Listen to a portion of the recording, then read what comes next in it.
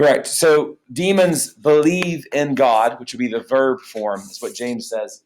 But when we talk about believers, we're talking about people who are Christians. So believers is a noun. If you are a believer, the definition of a believer is that you are someone who believes in God, trusts God, has been saved by God. Whereas if you believe in God, like the demons do, you're right, that's not saving faith. Okay, so if you're watching this logic lecture, you're probably wondering, why are we talking about James and demons? Is this not a logic lecture? Yes, it is. And what I want to do today is I want to work some of these problems, which are full of confusing terms. I don't know how to work the camera, apparently. There you go. So it's full of some pretty confusing terms that you've never done before. And we're going to spend most of the class today doing your homework problems that I was going to give you together. And then I'm going to send you on with a worksheet with the exact same type of problems that we're going to do today. So you should feel very, very prepared for your homework assignment that you're going to do today. So I'd like you to open up your book to page 201. Now, thanks to the magic of the catechism, all of this information that's up here, except for the thing about Luke, Lichens, and Snacks, is in your catechism. So you don't have to write down any of this, but I have it up here because if I'm like, hey, Weaver, do a contrapositive, he's like, oh, I want to be able to look over here and just say, oh yeah, you switch the subject and the predicate, you negate them both. Okay, like I want you to have this up here while we're doing this, but while you're doing your homework tonight, please keep your catechism open because it's going to have all this information and it's going to make it so much easier for you to do. So what I want us to do is I want us to do exercise 26, and then we'll do like half of exercise 27, and then I'm going to give you your homework, which is the exact same set of instructions as what we're going to do here. So you should feel very, very prepared. So number 1 on exercise 26 on page 201, the instructions say write 2 valid immediate inferences for each of the statements given. Identify the immediate inferences as either converse, obverse, or contrapositive. Okay, I'm going to go ahead and tell you, you don't have to write that part down because we're going to be talking about this. So number 1 says, all things that glitter are gold. Now, thanks to our handy chart over here, what type of statement is that? Okay, that is an A. And according to our handy dandy information over here, what 2 immediate inferences can we draw from an A? Obverse and contrapositive. So let's do the obverse first. Okay, now remember, obverse you can do for all of these statements. So Hannah, I'm hoping by the end of this lesson, like you're kind of caught up with all of us, so you don't have to answer anything. I'm not going to call on you, but just you'll kind of see these words are confusing, but hopefully the concepts, they're really not. Okay, so the obverse, and I'll walk you through this. You switch the quality. Okay, so what's the quality of this statement? A. Well, that's what type it is. What's the quality of an A? Affirmative. So if I'm going to switch the quality, it becomes what? Negative. No. Yeah, so no or negative. So all things that glitter are gold. Step 2 says negate the predicate.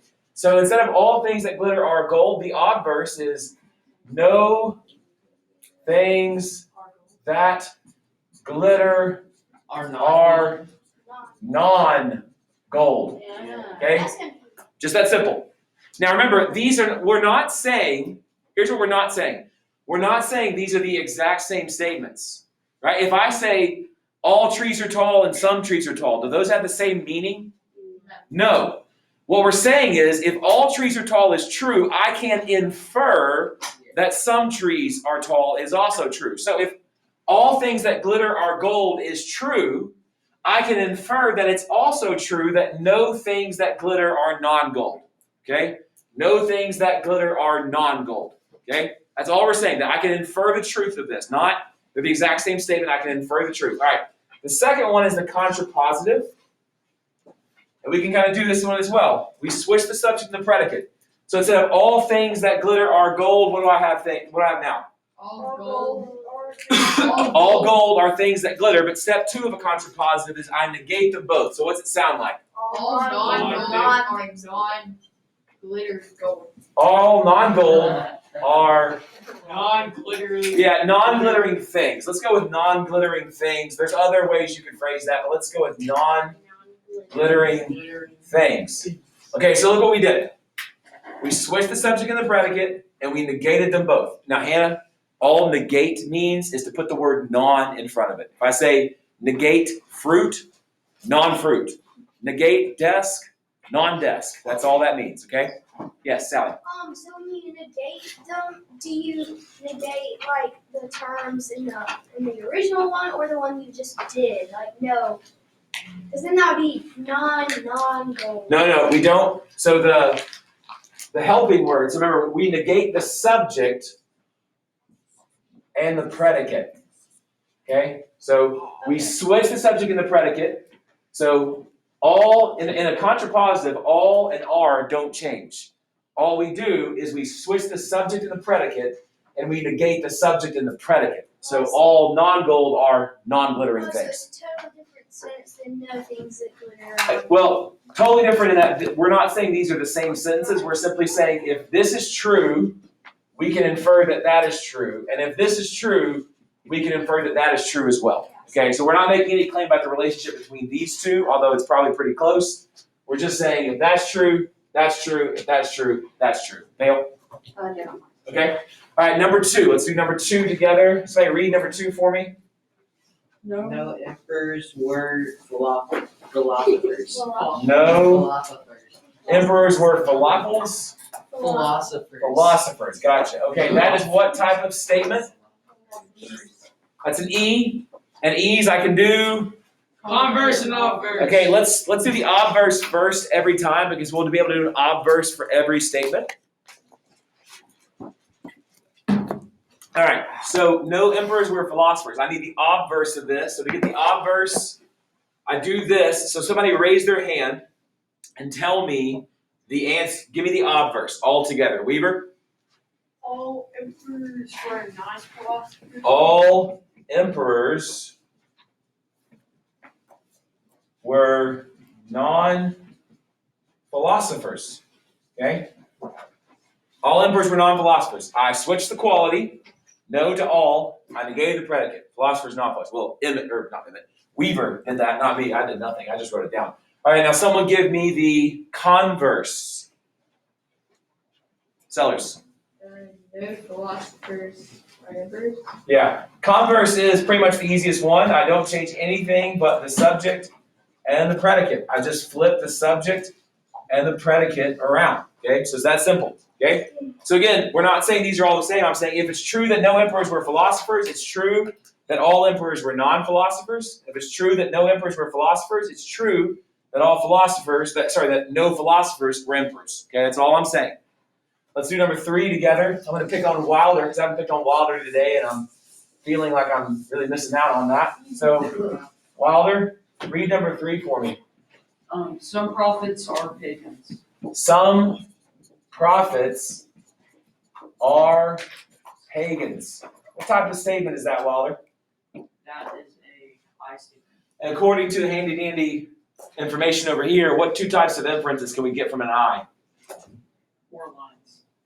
Well, Converse and obverse. thank you, Reed. Converse and obverse. Okay, Wilder, give me the obverse of some prophets are pagans.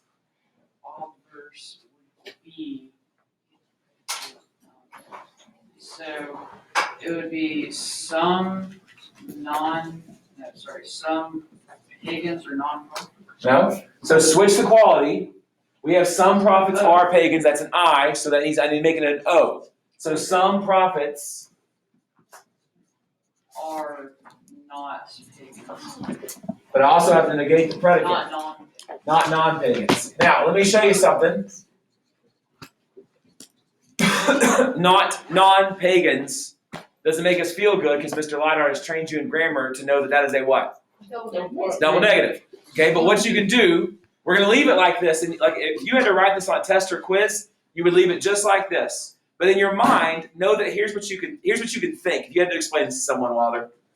Some prophets are not non-pagans. Well, what we could do is if you are doing math and you have -1 times -1, what happens to the negatives?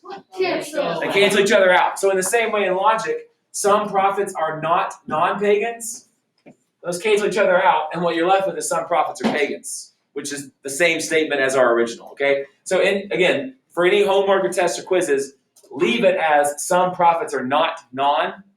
We're just trying to get used to what we're doing here, but no, you're not saying anything crazy. You're saying some prophets are pagans. That's what we started with. All right, Wilder, I'm going to stick with you. and I want you to do the converse. What's the converse? Some pagans are prophets. Yeah, some pagans are prophets. Piece of cake, right? Any questions so far? It's making more sense now. Yeah, I think I knew it would. second the obverse? No, we're doing the obverse first every time. Just because they all have an odd verse, so just to be consistent. All right, let's do number 4 together. And if I like picking on Wilder, that's nothing compared to how much I like picking on Hannah Anderson. So, Hannah, please read number 4 for us, please. Some mathematicians are not teachers. Some mathematicians are not teachers. Now that is an O. According to our handy dandy chart over here, Hannah, what can I do for an O? Obverse and counterpositive. Great. So give me the obverse of some mathematicians are not teachers. Some mathematicians are non-teachers. All we're doing, okay, some mathematicians, no, you're right, some mathematicians, sorry, shouldn't have questioned you. Okay, so we see what you did, guys. We switched the quality. So from some mathematicians are not to some mathematicians are, and then we negated the predicate. So what'd you say? Are Non-teachers. non-teachers. Okay, same truth value, right? Some mathematicians are not teachers is true. It must be true that some mathematicians are non-teachers. Okay, but I also need to do the contrapositive. So the contrapositive, I switch the subject and the predicate, and I negate them both. So what would that sound like? Some non-mathematicians. Switch them. Oh, some non-teachers are non-mathematicians. I don't want to change this. So in a contrapositive, I just negate the subject and the predicate and switch them. So it's going to be some non-teachers are not non-mathematicians. And again, I'll prove that that's okay, because all that's saying is some non-teachers, if I cross this out, I'm left with some non-teachers are mathematicians. Is that the same truth values up here? Yeah. Same truth value, okay? So that's how we do. This is all we're doing. Hands that make a little sense? Okay? You have to keep the truth value. Yeah, what you're trying to show is that if this one's true, if your original statement is true, we can infer, which means believe in the truth of these other two qualities. Okay, these other two statements. And Sorry, go ahead. what's for the I? I is, when you put the two quote marks, you're saying it's the same thing as the line above, so Yeah. it's Oh, okay. converse and obverse. So A's, they all have obverses. A's have obverse and contrapositive, same as O's. E's and I's have converse and obverse. B? And like if you're canceling out the if it's the same, so you cancel out like if like some non-teachers are mathematicians, and because of converse, you know that it's an I statement, so or it's a sorry, you know the difference. Well, let's just stick with this. I'm not saying you're wrong. Let's just stick with this because we don't have to go that far quite yet. All right. 5, 6, and 7. It's almost like you have to be creative here, so somebody hold Jackson. Number 5, it says, give us a false. Now, the instructions here are that a little kind of weirdly worded. It says, write statements with the given criteria, which will show that the immediate inference given is not valid. Okay, so what that means is, for example, listen to number 5. A false A statement that has a true converse. Do A statements have converses? No. No. So you're going to write a false A statement that when you give the converse, it's true to show that the original statement can't have a converse. Okay?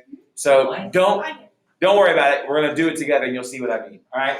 So it says write a false A statement that has a true converse. So here's number 5.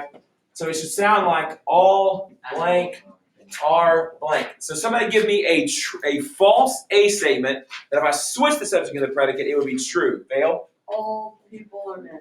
All people are men.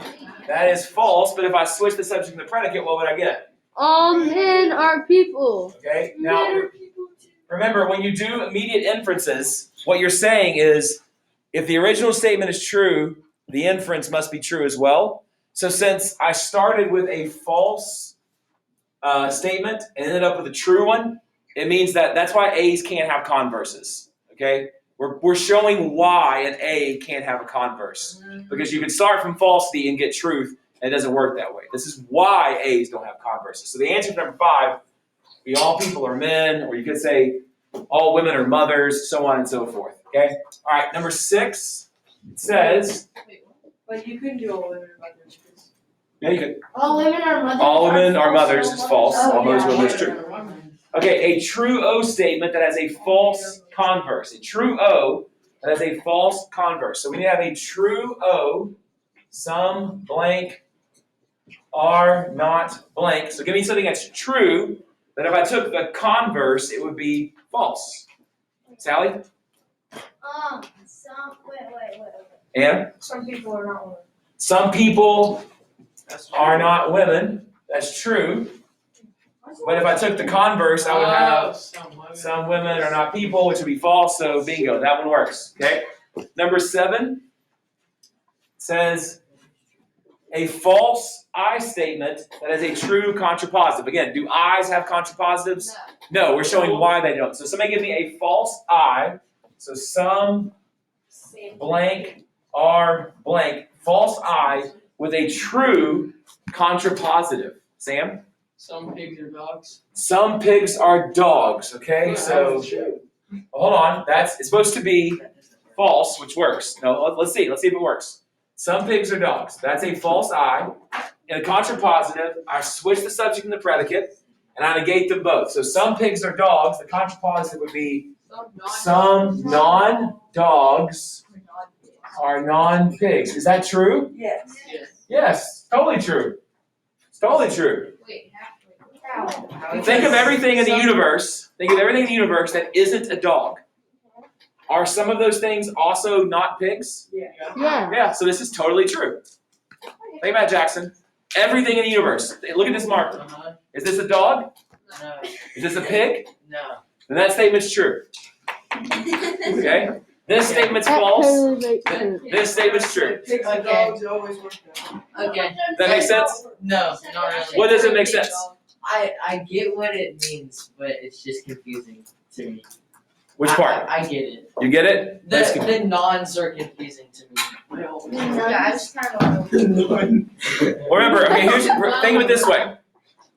Think of the word fruit, okay? This is the term. When I write the word fruit on the board, what is included under the category fruit is every type of fruit in the universe, okay? Hold on. What's included under the extension of the term fruit is every type of fruit in the universe, okay? If I add the word non in front of it, what's included under the extension of this new term is everything in the universe that isn't fruit, okay? So when I say non-dogs, I'm saying that think of literally everything in the universe that isn't a dog. That's what the subject is, okay? Everything from this, whiteboard marker to a car to a tree to a black hole, they're not dogs. And I'm also saying the same, they're also not pigs, okay? So there are some things that are neither dogs nor pigs. For example, me and you and this marker and this water bottle. Not dogs, not pigs. So this is true. Okay, turn over to exercise 27. Exercise 27. Wait, what's the second part of number 6? It doesn't matter. This is all you have to write down. Oh, Ladies and gentlemen, I could just give you double the homework if you guys feel like you're good. Okay, then I would stop talking. All right, exercise 27. It says translate the following arguments into standard form categorical syllogisms. Note that they may not be in proper order. Also, one of them is going to be invalid. You got 6 of these. One of them is going to be invalid. The other 5 are going to be valid, which will help us know which statements we should change, because if we need to change it to make them valid, we will. Okay? So let's just do number 1 together, and this will start to make a little more sense.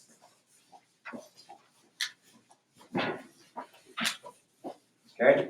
Number 1 says, some Christians are Calvinists, but no Christians are unbelievers. Therefore, some Calvinists are believers. So what's my conclusion? Some Calvinists are believers. Some Calvinists are believers. Okay?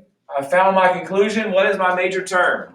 Believers. Believers. So what is my major premise? There's a problem. None of those statements have the word believers in them. But what do they have? Unbelievers. Okay, so how do I get, what type of statement is that? E. That's an E. Okay, which one of those statements, I need to make unbelievers believers. Which one of those statements is going to give me the word believers? You say obverse sellers?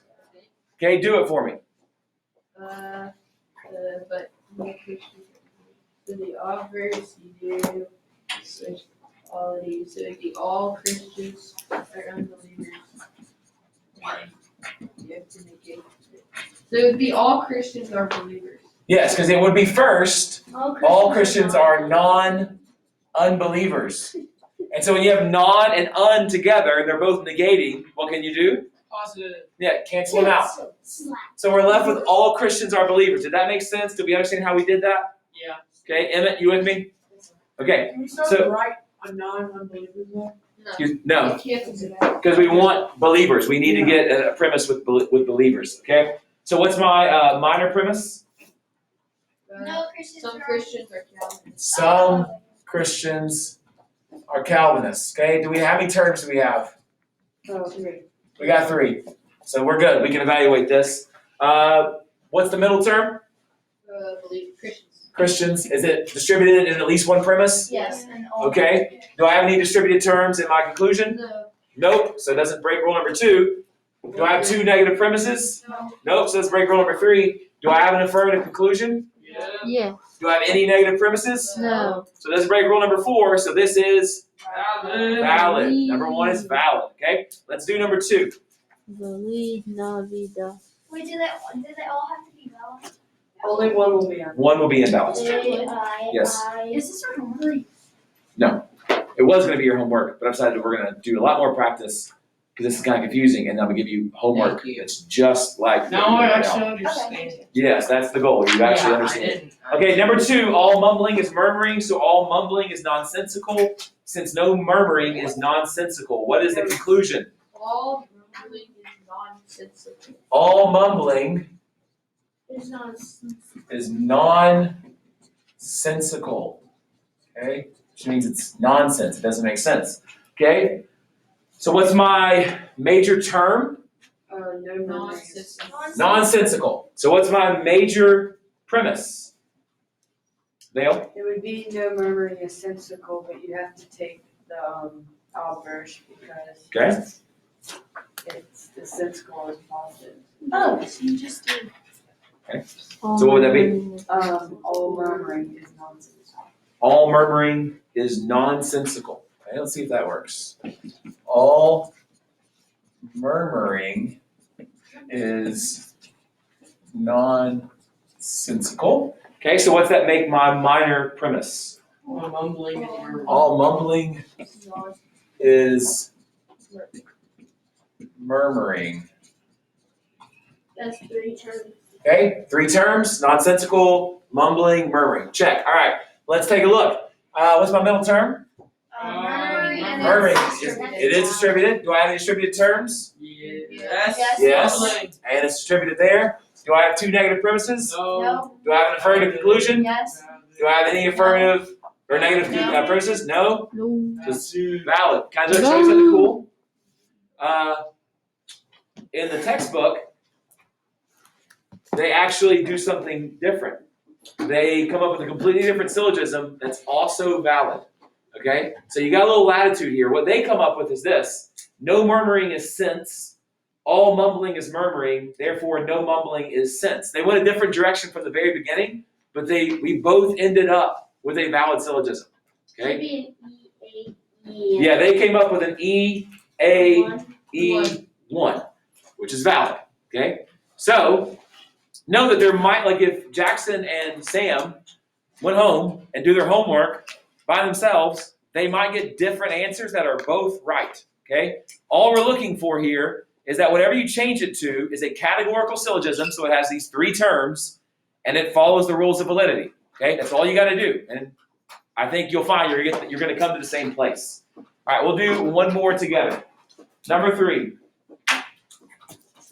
I don't know why I decided to write so high up on the board, but I'm not very tall, so let's bring this down a little bit. All perfect beings are non-human, since all mortals are imperfect and no humans are immortal. Okay, so what's our conclusion? The first All- sentence. Yeah. Okay, all perfect beings are non-human. Let's see where we go. So do you keep the conclusion the same? Yeah. Well, I'll go and tell you, they did not on number 2. They changed it to no murmuring or no mumbling is sense. And they changed it on number 3 to no perfect beings are human. So let's see if we can get the same answer again. Let's see if we can prove this to be valid. All right, so if we're going to go with all perfect beings are non-human, we now know what our minor and major term have to be. So let's see if we can get this. All right, so what does that make? A major term is non-human. So what is my major premise? No humans are immortal. Okay, but that's not the word non-human, so what can I do there? All humans are not. All non-humans are immortal. So that's called a what? Contrapositive. No. Obverse. An obverse is where we switch the quality and we negate the predicate. Does that work? Does that give us non-humans? Contrapositive. But you can't take a contrapositive of an E. So does that work? It's gotta be a So we can't, so right now, we know, hold on. We know we have to change the conclusion. Why do we know that? Because there's no way to make it valid. Yeah, there's no way, not even to make it valid, there's no way to even make it a categorical syllogism. Because if we keep this as our major term, we can't get the same term in the major premise. Okay? So we've got to change this. So we've got 2 options here. We can make this the obverse, or we can make this the contrapositive, which would be all humans are non-perfect beings, or all humans are imperfect, which is not what they did. So let's do the obverse. So what is the obverse of all perfect beings are non-human? No perfect beings are not non-human. non-humans. Yeah, so no perfect beings are not non-human, which we can cancel out and just say no perfect beings are human. That's fine. Okay? All right, so now, no perfect beings are humans. Now, human is my major term. So what's my major premise? No humans are.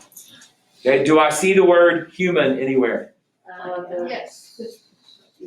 The third premise. The third premise, no humans are immortals. Okay, I'm gonna go ahead and just tell you, just to save you some time and some frustration. That is also not going to work as is. We need to change that. We need to change that into its obverse. What is that? All humans are non-immortal. Which leaves us with what? All humans are mortal. All humans are mortals. What would have happened is if we had done that, if we just wrote that up here, it wouldn't have given us 3 terms, and we'd have to, I'm just kind of saving us a step here. So our major premise is all humans are mortals. Our conclusion is no perfect beings are humans. So what is our minor premise? All mortals are imperfect. All mortals are imperfect, but we don't have imperfect, so we need to change it. No. All No mortals are perfect. No mortals Are perfect beings. perfect beings. Okay? Now we can evaluate it. What's the middle term? Mortals. Is it distributed? Yes. Do I have any distributed terms down here? Yes. Yeah. Okay, is perfect beings distributed? Yeah. Is humans distributed? Do Yeah. I have 2 negative premises? No. Do I have an affirmative conclusion? No. Do I have a negative conclusion? Yeah. Do I have 2 affirmative premises? No. So this is Valid. valid. Okay? Now again, that would have taken you probably 5 or 10 minutes to work out on your own. You would have stopped, started, erased, stopped, started, erased, stopped, start, but you would have gotten there. But just keep trying. Remember, everything only has 2 options. There's only 2 that you're not going to do: the obverse, the contrapositive, or the converse. Okay, so everything only has 2 options. Dean? Yeah. A, E, E, 4, yes. I thought So it it's- said I got the rest. Just a moment. I have 25. All right. So here is your homework for this evening, ladies and gentlemen.